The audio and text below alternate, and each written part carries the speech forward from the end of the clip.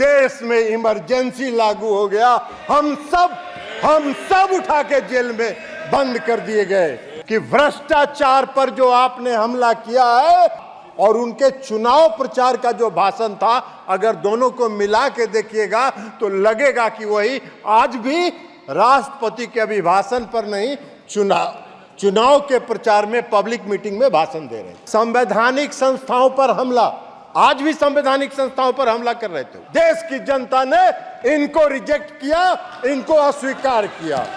लेकिन 3 साल के बाद 1974 में इस देश में लोकनायक जयप्रकाश नारायण के नेतृत्व में आज तक के आजाद भारत का। Anurag Thakur ji sir, thank you very much. Thank you. Shri Rajiv Ranjan Singh, honourable member Rajiv Ranjan Singh.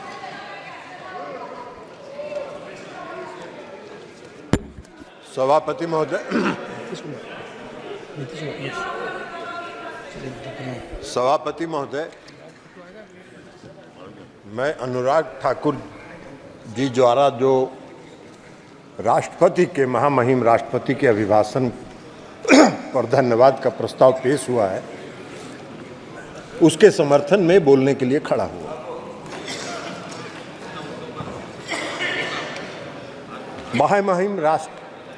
महामहिम राष्ट्रपति महोदया ने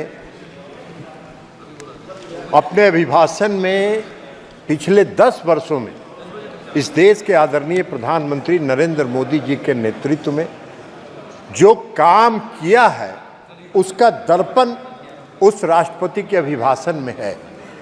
और अभी आने वाले बजट में, जब अगले सत्र में इस देश के लिए बजट पेश होगा, तो उस समय 5 वर्षों के कार्यक्रम के साथ परफॉर्म, रिफॉर्म और ट्रांसफॉर्म का पूरा संकलन और पूरा उसका विस्तृत ब्यौरा पेश किया जाएगा। महोदय, प्रधानमंत्री जी ने तीसरा कार्यकाल पूरा किया, तीसरा कार्यकाल उनका प्रारंभ हुआ और इस देश की जनता ने तीसरे कार्यकाल के लिए उनको मत दिया, वोट दिया और पूर्ण समर्थन के साथ सरकार बनाने का बहुमत दिया। लेकिन पूरे चुनाव के दौरान क्या प्रचार हो रहा था? पूरे चुनाव के दौरान जो अभियान देखिएगा और जो खास करके विरोधी दल के नेता का आज जो भाषण था और उनके चुनाव प्रचार का जो भाषण था, अगर दोनों को मिला के देखिएगा तो लगेगा कि वही आज भी राष्ट्रपति के अभिभाषण पर नहीं, चुनाव के प्रचार में, पब्लिक मीटिंग में भाषण दे रहे हैं। इस तरह के दुष्प्रचार, संवैधानिक संस्थाओं पर हमला, आज भी संवैधानिक संस्थाओं पर हमला कर रहे थे। आज भी लोकसभा के अध्यक्ष की संस्था पर हमला कर रहे थे और उस समय भी संवैधानिक संस्थाओं पर उन्होंने हमला किया, लेकिन जनता ने रिजेक्ट कर दिया। जनता ने उसको रिजेक्ट कर दिया। जनता ने जो मोदी जी का सबका साथ, सबका विश्वास और सबके विकास का जो मूल मंत्र था, उसको स्वीकार किया और पूर्ण बहुमत की सरकार बनाने का जनादेश दिया। लेकिन क्या कीजिएगा, आज भी वो बोल रहे थे। अब आपको हम एक बात बताना चाहते हैं कि देश की जनता ने जो तीसरे कार्यकाल के लिए मोदी जी को जो समर्थन दिया है, उसका स्पष्ट संदेश है कि भ्रष्टाचार पर जो आपने हमला किया है, उसको जारी रखिए और इस देश से भ्रष्टाचारियों को समाप्त करने का काम करिए। इसके लिए इस देश की जनता ने दिया है। अर्थव्यवस्था में सुधार के जो कार्यक्रम आपने चलाए हैं, उस कार्यक्रम को चलाए रखिए और देश की अर्थव्यवस्था को दुरुस्त करिए। इसके लिए देश की जनता ने मोदी जी को तीसरे कार्यकाल के लिए अपना बहुमत दिया है। मोदी जी को गरीबों की सेवा करने के लिए जो उनके कार्यक्रम चलते रहे, उस कार्यक्रम पर मोहर लगाया। देश की जनता ने इनको रिजेक्ट किया, इनको अस्वीकार किया। इसलिए मोदी जी को जो तीसरा कार्यकाल मिला है, वो विकसित राष्ट्र बनाने का जो मोदी जी का संकल्प है, उस पर आगे बढ़ने के लिए देश की जनता ने मोदी जी को तीसरे कार्यकाल के लिए अपना मुहर लगाना और अपनी स्वीकृति दी है। लेकिन सभापति महोदय, लेकिन सभापति महोदय 1971 का चुनाव हो रहा था। 1971 में इस देश में एक चुनाव हुआ था और उस देश में कांग्रेस पार्टी का नारा था गरीबी हटाओ, गरीबी हटाओ, देश बचाओ। जनता ने भरोसा कर लिया, जनता ने इन पर भरोसा किया। 1971 में इनको पूर्ण बहुमत से सरकार दिया, लेकिन 3 साल के बाद 1974 में इस देश में लोकनायक जयप्रकाश नारायण के नेतृत्व में आज तक के आजाद भारत का सबसे बड़ा जन आंदोलन हुआ, क्योंकि इन्होंने जनता से किए गए वादे को नहीं निभाया। और जब इनको लगा 1974 में जन आंदोलन जब चरम पर पहुंचा, और जब चरम पर पहुंचा और सुप्रीम कोर्ट ने जब रायबरेली से श्रीमती इंदिरा गांधी के चुनाव को अवैध घोषित कर दिया, तो रातों रात देश में इमरजेंसी लागू हो गया। हम सब उठा के जेल में बंद कर दिए गए। मुझको याद है, मैंने देखा है, आपातकाल लागू हुआ। आपातकाल लागू होने के बाद क्या हुआ? सारे संवैधानिक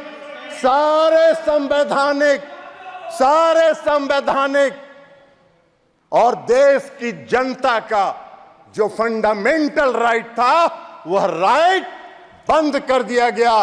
किसी को बोलने का हक नहीं था, किसी को चिल्लाने का हक नहीं था, किसी को कुछ भी एक शब्द बोलने का, प्रेस की आजादी पर लगा दिया गया।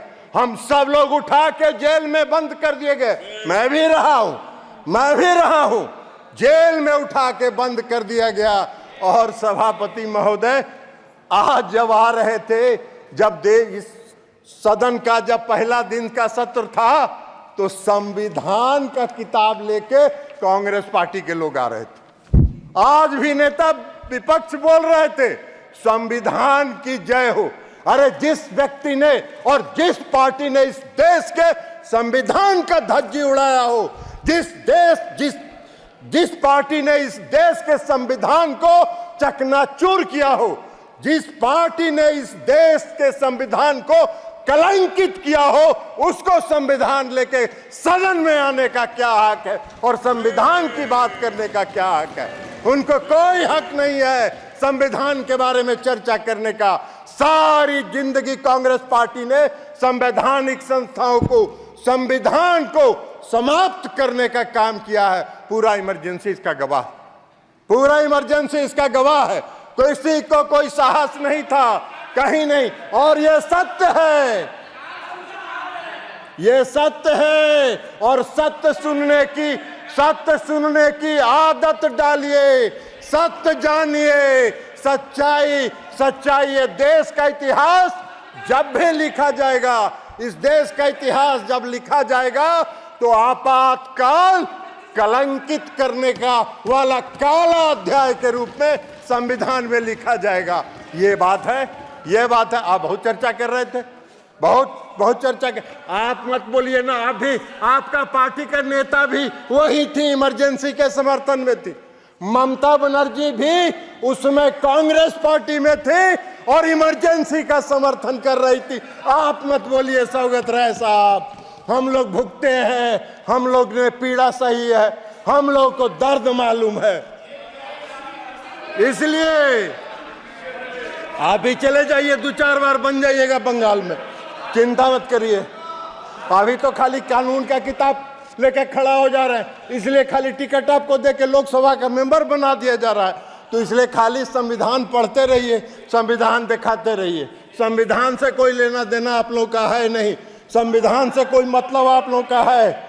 और कई पार्टियां हैं इस सदन में, वो भी लेके आए, संविधान की प्रति साथ में लेके आए। डीएमके पार्टी या आपको समाजवादी पार्टी, खैर समाजवादी पार्टी और डीएमके पार्टी को संविधान लेके सदन में आने का हक है, इसलिए कि मुझको याद है कि जब इमरजेंसी लागू हुआ तमिलनाडु में श्री करुणानिधि साहब के नेतृत्व में सरकार थी और इस कांग्रेस पार्टी ने करुणानिधि के सरकार को बर्खास्त कर दिया और सबको उठा के जेल में बंद कर देने का काम किया। लेकिन आज डीएमके के लोगों को, समाजवादी पार्टी के लोगों को की मजबूरी है कि कांग्रेस पार्टी के साथ साथ संविधान का लेके चलें, लेकिन घूमिए, साथ रहिए जरूर, लेकिन संविधान को ध्वस्त करने वाले पार्टी का समर्थन मत कीजिए। यह हम आपसे आग्रह करना चाहेंगे। कांग्रेस पार्टी का एक बात, अरे जदयू का बात काहे के लिए करेंगे, देश का बात कर रहे हैं। तो आपका नेता तो भाषण कर रहा था, मंच वाला पॉलिटिकल भाषण कर रहा था, जैसे लगता है कि पब्लिक मीटिंग में बोल रहा हो। आप वही चाह रहे हो। इस देश में जॉर्ज फर्नांडिस एक नेता थे। जॉर्ज फर्नांडिस एक ऐसा नेता था जिसकी देशभक्ति रोम रोम में भरी हुई थी। इमरजेंसी के दौरान जॉर्ज फर्नांडिस को कितना कलंकित करने का काम, प्रताड़ित करने का काम और अपमानित करने का काम इन लोगों ने किया। और ये संविधान की बात कर रहे हैं, ये संविधान की रक्षा की बात कर रहे हैं। बड़ा आश्चर्य हो रहा है हम लोग। तो इसलिए संविधान की बात तो मत करिए, और खास करके नेता विरोधी दल का परिवार को कौन संविधान की बात करने का हक है। नेता विरोधी दल का परिवार संविधान विरोधी है। काला अध्याय में आपके परिवार का इतिहास लिखा जाएगा, इस देश के इतिहास। इसलिए आप वो करिए। अध्यक्ष महोदय, सभापति महोदय, पूरे चुनाव प्रचार के दौरान इन्होंने इस देश की चुनाव प्रक्रिया पर प्रश्न चिन्ह खड़ा किया। इस देश की चुनाव प्रक्रिया पर प्रश्न चिन्ह खड़ा किया। ऐसा घूम घूम के प्रचार करते रहे जैसे लगता है कि देश में चुनाव निष्पक्ष हो ही नहीं रहा। पूरे दुनिया में देश को कलंकित करने का काम इन लोगों ने किया। बीच बीच में सुप्रीम कोर्ट जाते रहे चुनाव आयोग को और ईवीएम मशीन को चुनौती देने के लिए। और अगर ईवीएम खराब है तो सौगत राय जी, ममता दीदी का सरकार बंगाल में कैसे बन गया? हिमाचल में आपकी सरकार कैसे बन गई? कर्नाटक में आपकी सरकार कैसे बन गई?